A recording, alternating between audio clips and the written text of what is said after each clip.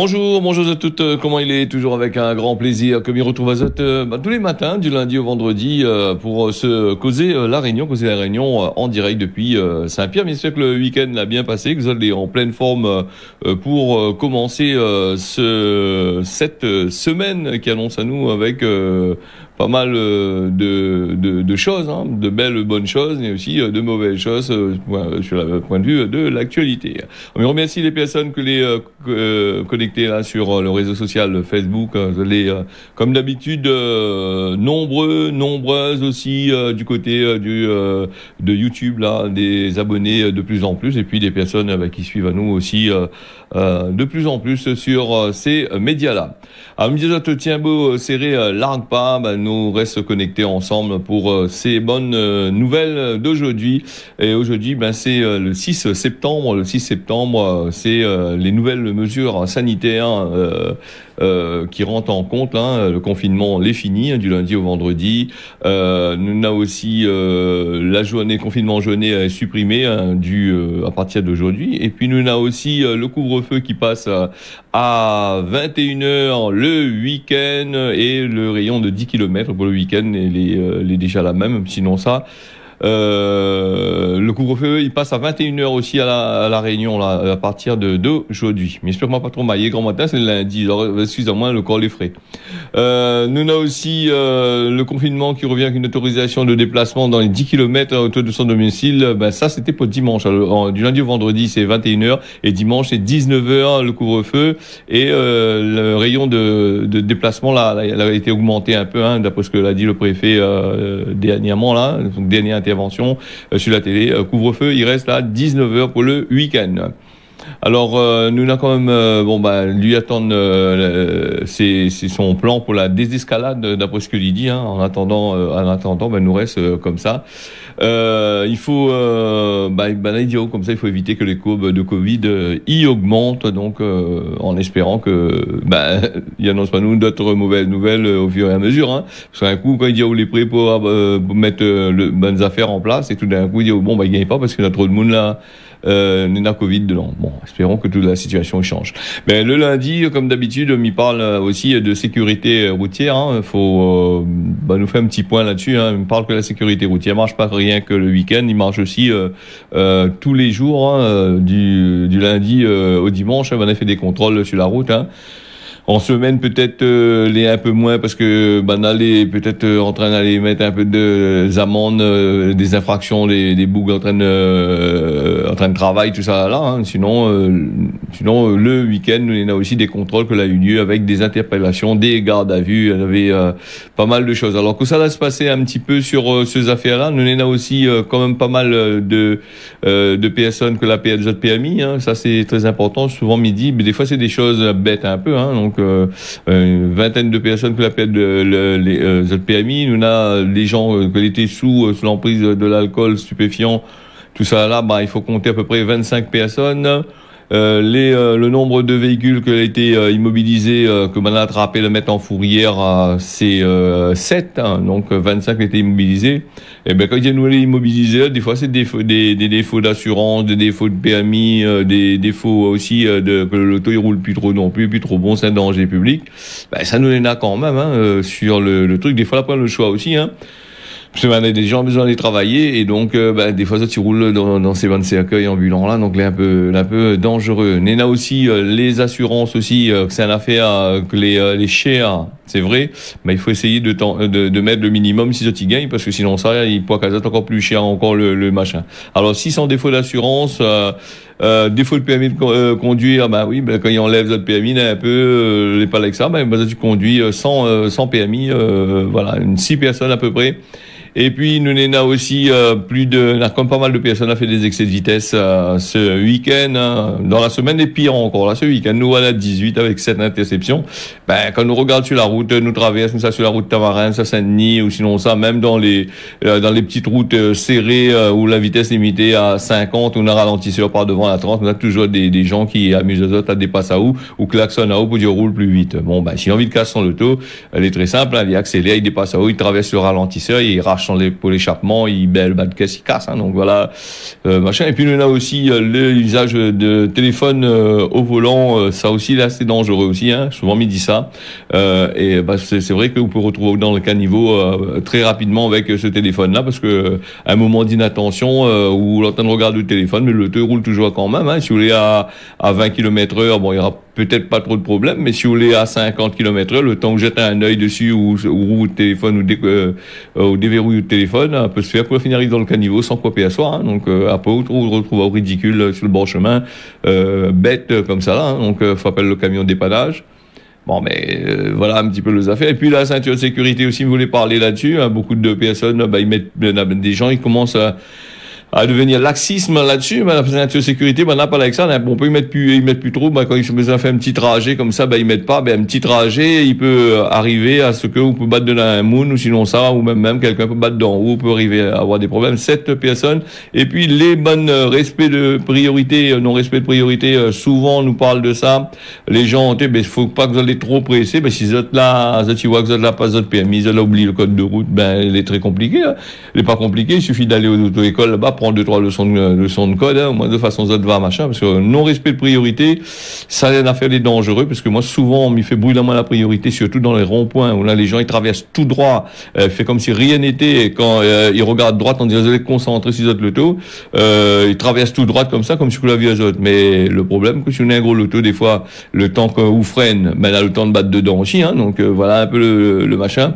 Non-respect de priorité, mais là ça faut faire attention un peu les gars. Pas rien que Bougain il fait défaut de ça, bon peu madame surtout, des fois il voit il traverse, il brûle priorité, disons, il brûle pas, mais là mon Boug aussi pareil, le jeune aussi pareil, tel la vient gay PMI, bon il bouge pas plus que ça, vient gay PMI fait le caïd, et après tel dire sur la route là-bas, paf, allez, brûle le machin, l'auto bon, c'est l'auto, mon l'auto papa il roule dedans, c'est ça aussi, ouais. Et puis le contrôle technique aussi, mais ça c'est une affaire chère, là augmenté, voilà, donc 8 personnes sans contrôle technique, hein. Mais sans contrôle technique, la loi ils a fait aussi, hein. Donc il y a des gens ils peuvent en avoir des voitures sans contrôle technique aussi, attention, hein. Normalement contrôle technique l'obligatoire quand on achète une voiture, c'est que la personne qui vend le loto, il est obligé de faire le contrôle technique avant de vendre, à moins que le loto n'ait 6 mois. Dans moins de 6 mois, donc là il peut aller encore, et encore là il faut bien regarder s'il a point des défauts cachés, ou là des pièces qui coûtent 2-3 000 euros pour payer dessus, hein. Ça il faut faire très attention quand on doit y acheter.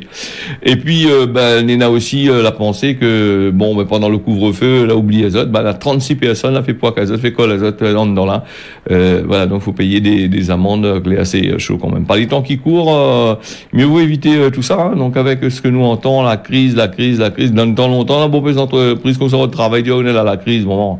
Ça a tombe un peu crise en dedans, mais maintenant c'est la crise vraiment. On n'a plus besoin que de dire aux autres ils tombent crise, donc il est dans la crise. Nous va passer aussi, justement, avec les entreprises, là, nous va passer avec l'assurance maladie, ça qui provoque la colère de plus de 87 000 soignants qui doivent rembourser un trop PSU lié au Covid-19. L'assurance maladie, il indique que sur 200 000 soignants libéraux aidés financièrement la sécurité sociale au début de l'épidémie, c'est quand même pas mal. 87 000 doivent rembourser un trop PSU. Alors ce remboursement-là, il pourrait être fait étalé sur 12 mois.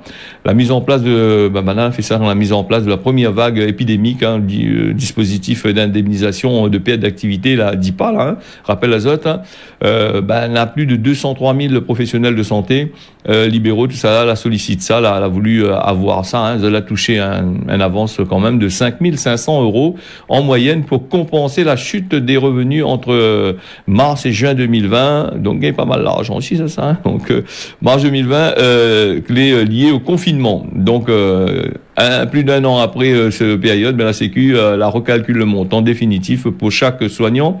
Alors une majorité, disons 114 000, va toucher un complément d'un montant de 3 300 euros.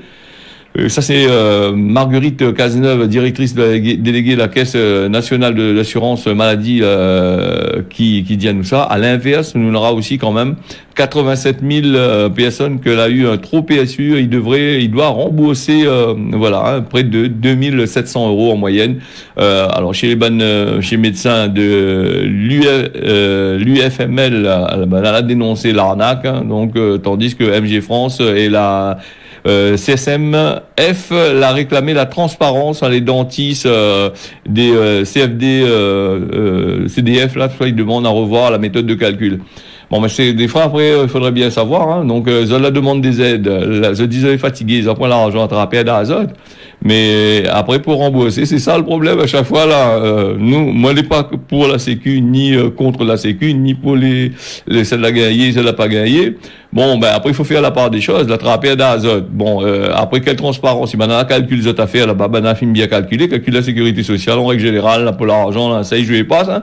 Ça, c'est l'État là-bas, ben, là, on n'a pas rien que 2, 3 bouts qui contrôlent ça, on a un paquet qui contrôle ça, hein, pour, machin. Donc, nous va bien voir là, nous va suivre ça pour autres, hein, donc sur machin. Bon, ben quand il faut rembourser, hein, quand il faut gagner, ben il gagne un bon peu, tout le monde est content, mais quand il faut rembourser, ben tout le monde pas content, ben il rembourse plus. Et veut dire il rembourse comme ça, donc voilà un peu les affaires. Bon, c'est à voir. Alors et puis dans le monde, nous parle aussi le GIEC. Alors le GIEC c'est c'est un groupement là qui d'experts intergouvernemental sur l'évolution du climat. Ça a construit des consensus scientifiques sur le réchauffement de la planète, voilà, donc ça fait quand même pas mal de affaires, ça a un bureau de travail, et ben maintenant ça est dépassé par tout ce qui se passe dans le monde, hein. Et ben le monde pose aussi, il pose la question que ça, ces affaires-là, ça fait encore le GIEC là, vu que tout ce que Zod l'a prévu en plupart du temps on la dépasse à Zod, les réchauffements climatiques, tout le système, bon les machins, hein, faire des lois, faire des réflexions, essaye de dire il faut pas faire ci, il faut pas faire ça, mais en fait tout le monde il dit allez dépasser. D'ailleurs le patron du GIEC là, il est pas là avec ça, il a fait au moins 4-5 fois le tour de la Terre en balade dans les bonnes avions privés là, donc pour aller visiter des nations pendant la période Covid alors qu'il était interdit, hein, donc ça tu mets la pointe interdit ça, hein, par nous de Covid patati patata, mais ça c'est ben gros oiseaux, ça va quand même, donc voyager aux frais de l'Europe. L'Europe, l'Europe c'est aussi la Réunion, c'est aussi la France, c'est aussi d'autres pays où les gens ils cotisent des impôts, ils envoient l'Europe là-bas pour permettre à ces petits bouglas d'aller battre carré, faire la fête, dépenser sans compter. La semaine dernière, vous voulez parler de la vanille qui, avec son appellation contrôlée, hein, donc elle avait une conférence de presse. Et la semaine dernière, nous étions quand même surchargés avec les informations, et moi, on a pu récupérer le reportage de la vanille avec c'est Jacques Marin, si je ne me trompe pas, qui avait fait ce reportage-là. Nous écoute tout de suite et nous revient après pour les informations locales, nationales et internationales. Et on a réactivé ce processus d'IGP. Et on a essayé de mobiliser les acteurs privés, les techniques. Au démarrage, il y avait d'autres acteurs, la Vanirée, il y avait Royal Bourbon, il y avait Roland. Oui, pour moi c'est un moment important, hein, puisque on l'a dit, l'introduction de la vanille à la Réunion au début des années 1800, la fécondation de la vanille 1841 avec Edmond Albius, et puis l'obtention de l'IGP par nos agriculteurs, par l'association AV2R, donc qui a pu véritablement aboutir à ce projet, hein, qui dure depuis une vingtaine d'années. Et il est vrai qu'il a fallu à un moment donné un peu débloquer ce dossier, et l'intervention du département a été importante, puisque non seulement on a aidé à préparer le dossier IGP, mais on a aussi certifié l'accompagnement de la certification des agriculteurs, des planteurs qui se sont engagés dans cette démarche avec le respect d'un cahier des charges strict, difficile à mettre en œuvre. Mais je crois qu'aujourd'hui, l'essentiel, c'est que toute la profession des planteurs de vanille puisse être récompensée, ceux qui sont aujourd'hui dans la démarche, et surtout celles et ceux qui vont maintenant intégrer la démarche, puisque notre volonté et la volonté du conseil départemental, de ceux de la coopérative et de l'association, c'est que tous les planteurs de vanille de la Réunion, qui se situent de Saint-Joseph jusqu'à Sainte-Suzanne, puissent rentrer dans cette démarche IGP. Il faut savoir que nous avons depuis 3 ans accompagné la finalisation de ce dossier, notamment en finançant le poste d'un encadrant technique, 120 000 € qui a été abondé, également fait en sorte qu'on certifie les agriculteurs qui souhaitent rentrer dans cette démarche. Donc il y a une démarche de certification qui est aujourd'hui prise en charge par le conseil départemental et puis bien évidemment nous ferons la promotion de cette vanille île de la Réunion et notamment sur le prochain salon international de l'agriculture à Paris que nous espérons tous pour le mois de fin février, début mars de l'année prochaine. Nous ferons la promotion de la vanille île de la Réunion. Un atout de plus puisque nous avons sur ce salon bien connu l'ananas qui est notre vedette. Nous avons également d'autres produits, d'autres fruits de la Réunion qui sont en vedette au salon d'agriculture. La vanille sera au prochain salon, je dirais, notre principal support de communication. Moi, je pense que tous les produits de niche que nous avons à La Réunion peuvent essayer de s'engager dans cette démarche IGP. Je pense par exemple aux fruits de la passion, qui est très demandé à l'échelle nationale et internationale. Pourquoi pas également encourager les planteurs de fruits de la passion d'enclencher cette démarche. Donc, je crois qu'il y a comme cela quelques produits, mais il faut vraiment que ce soit des produits de niche qui partent sur des marchés, je dirais, à fort pouvoir d'achat pour véritablement permettre à nos agriculteurs qui vont s'inscrire dans cette démarche de pouvoir aussi retirer un revenu décent pour pouvoir faire vivre leur famille, puisque ça reste l'objectif d'AgriPéi.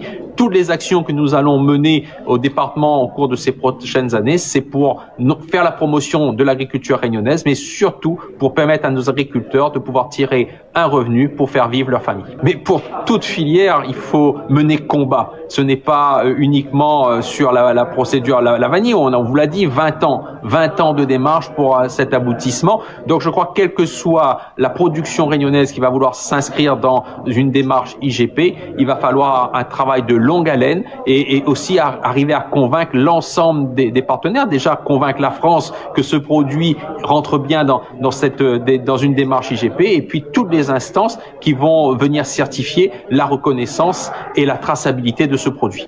Voilà la vanille de Bourbon, qui est à l'honneur avec sa reconnaissance régionale là, donc qui fait que on aura quand même pas mal de belles choses pour lui, des salons, des trucs comme ça, et il empêche pas moi de penser un petit peu là, comme il regarde le reportage avec certaines personnes, certains acteurs là-dedans avec les autres cases coloniales, il fait penser à moi à Edmond Albius qui a découvert la manière de féconder la vanille, puisque la vanille ils sortent là-bas du côté du Mexique et là-bas avait l'abeille, le mouche là pour pouvoir féconder ça, et ici il a point, donc l'avait point, et donc Edmond Albius lui a pu découvrir, c'était un jeune esclave dans très longtemps de ça, et ce qui va se passer avec Edmond Albius, c'est que il n'y a pas eu de reconnaissance du tout, Edmond Albius il est mort dans un hôpital à Saint-Denis anonymement, quoi. Donc quand il nous parle de la vanille, tout ça là, des fois il faut revenir un petit peu sur l'histoire, bien mettre en avant ces bonnes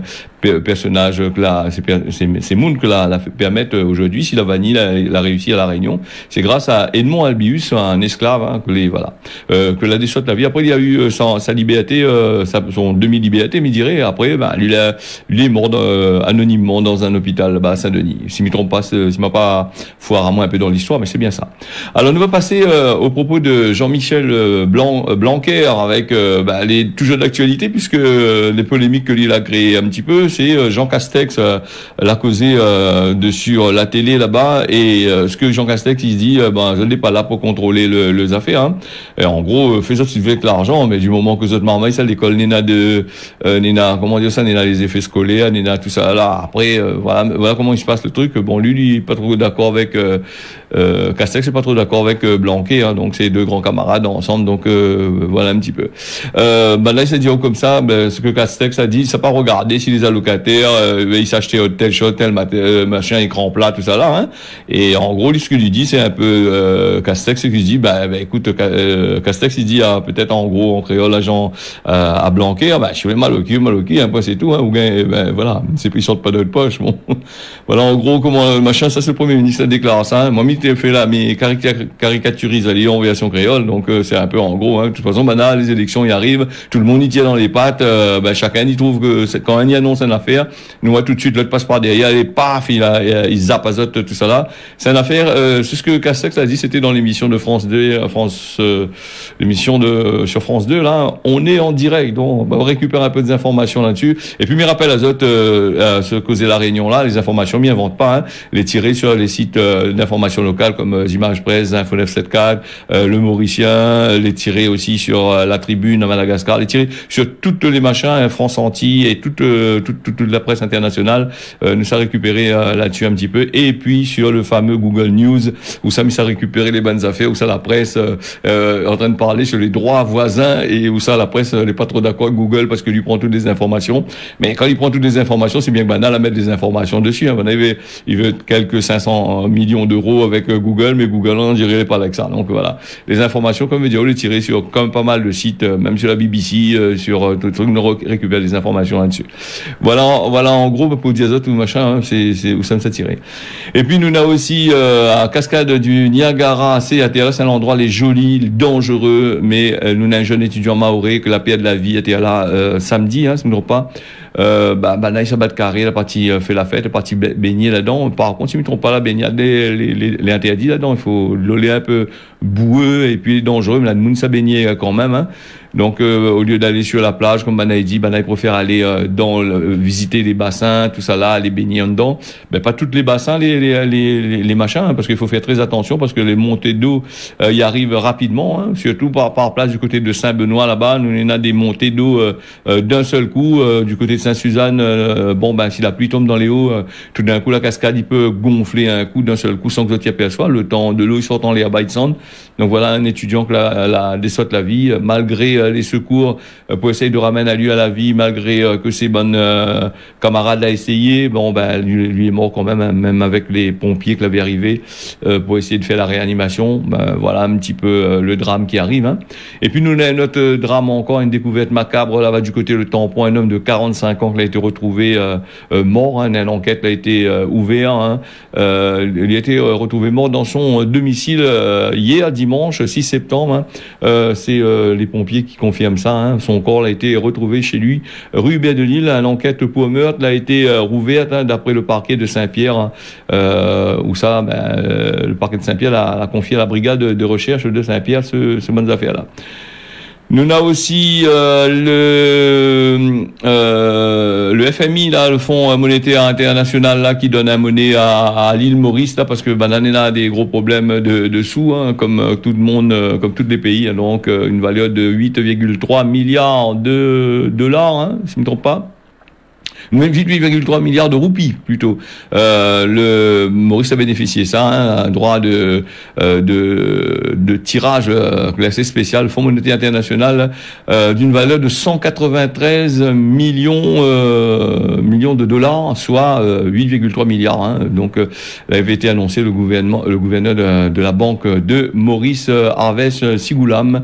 Le montant vient ajouter à lui aux réserves de Maurice, hein, de devises en devises étrangères, estimé à 311,2 milliards le mois dernier de roupies, bien sûr, hein, donc voilà les affaires. Et puis nous aller vite là-dessus sur l'accès des sites pornographiques. On pose la question, est-ce que bientôt ce sera interdit? Deux associations là assigné des fournisseurs d'accès internet. C'est un moment maintenant on essaye de faire ça, il marche pas du tout, hein. Donc en justice pour bloquer l'accès des sites pornographiques, les plaignants ils estiment que les trop facile aux mineurs d'aller visiter tout ça. L'accès des sites pornographiques, maintenant pose la question, est-ce que ce sera bientôt interdit, hein? On a plusieurs sites pornographiques en France, hein, pareil, hein. Alors, par exemple, le Porno Hub, là, beaucoup de monde ça va là-dessus, hein, le géant du porno. Il y en a aussi 8 autres sites pour adultes, clés dans le viseur des deux associations de protection de l'enfance. Maintenant, il veut obtenir gain de cause, Enfance et la Voix de l'enfance, donc a déposé un référé devant le tribunal de Paris contre ces bonnes fournisseurs d'accès à Internet. Pour cette requête, les plaignants, ils espèrent que les bonnes fournisseurs d'accès français vont rendre inaccessible le plus grand site pornographique mondiaux, là, donc il dit que c'est très facile aux mineurs. Voilà un petit peu les affaires. Et puis moi, il va dire, il y a pas mal de sécurité. Hein, si les parents, ils laissent leurs enfants aller regarder ça, ils ne mettent de téléphone dessus, ils ne mettent pas des sécurités, ils ne mettent pas rien dessus, ils ne mettent pas des choses pour aller, c'est tout à fait normal, ils ne marmaillent ça là-dessus, machin. Hein. Mais après, le problème, c'est qu'il a toujours été ces histoires de fermeture des sites pornographiques. Hein. Mais ces associations-là, ils tirent compte que les compliquer ça. Est-ce que le provider, le fournisseur d'accès va bloquer pour être vrai? Ouais, le Diazot est très bien dans les abonnés, hein, parce que là-dedans, il gagne bon peu d'argent. Apparemment, le fournisseur d'accès, c'est des sites où ils brassent des millions et des millions de connexions chaque jour et les serveurs, ils pètent comme qu'il faut. Et donc, l'argent, il rentre pas en pagaille là-dessus. Hein. C'est pour aller bataille. C'est un peu comme bataille contre Google là-dessus. Là, c'est compliqué.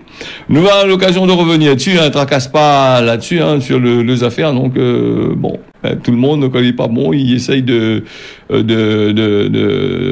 mailler un petit peu. Hein. Nous voulons parler des Mauritius et à Madagascar, tout ça là, nous va parler un petit peu plus tard, puisque l'actualité, le temps, il file vite là, et donc nous va passer le temps comme il décale un petit peu vite là les affaires, puisque on dirait qu'il est fatigué ce matin. Alors donc Cosmo de Moon, un bonjour et achetez pas. Donc quand je traverse dans le chemin, Moon garde où on traverse, figure en tababef, pas envie de dire au bonjour, ben bonjour, achetez pas.